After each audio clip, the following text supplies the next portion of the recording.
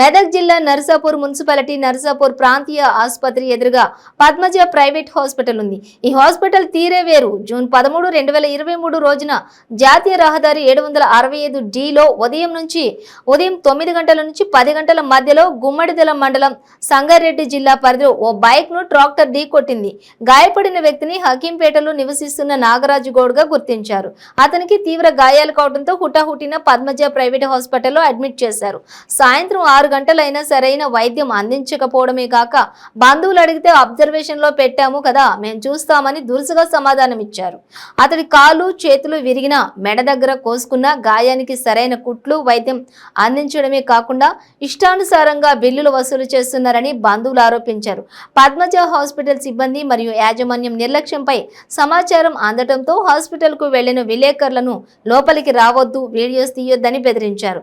మీపైన police కేసులు నమోదు చేస్తామని, పద్మజ హాస్పిటల్ గురించి ఏమన్నా వార్త వస్తే వారి అంతా చూస్తామని బ్లాక్మెయిల్ చేస్తూ దురుసుగా దూషించారు.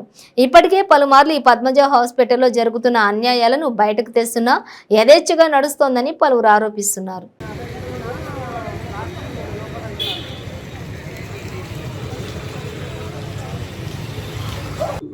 ఇప్పుడు బ్లడ్ లైట్గా డాట్స్ అని ఇప్పుడు చెప్తున్నారంట. అంటే పొద్దున 9 నుంచి 6 o'clock వరకు ఎలాంటి ట్రీట్మెంట్ జరిగింది, ఏం జరిగింది, పేషెంట్ ఇన్ కండిషన్ అయింది అంటే మీరు తప్పుగా అనుకోవద్దు. మనం ఒక మానవత్వంతో ఆలోచిస్తే పొద్దు నుంచి 6 గంటల వరకు ఒక 12 hours అంటే మ్యాక్సిమం ఒక 10 hours ట్రీట్మెంటే లేదు అంటే మనిషికి ఏంది అసలు?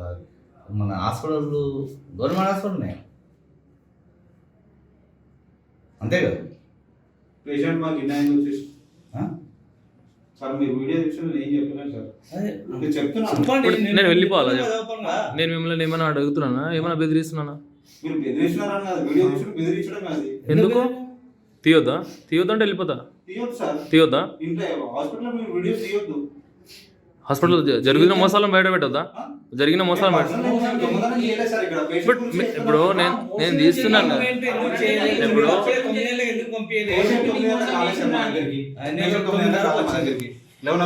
మా దగ్గరికి 9:40 వచ్చింది.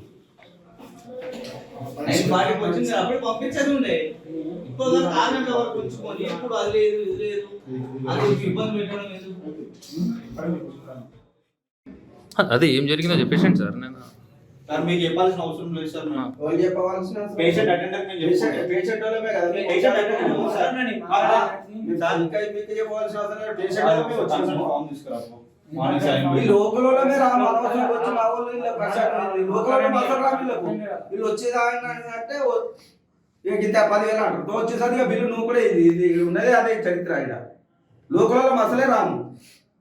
మనం తీసుకోపోతాం అన్నప్పుడు మీరు వదలడం ఏముంది? ఏం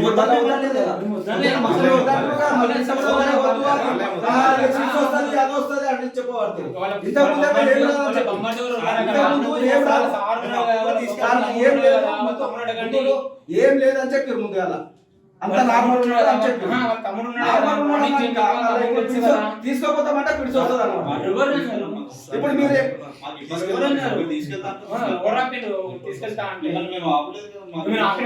ఇప్పుడే వచ్చి తీసుకెళ్తాం.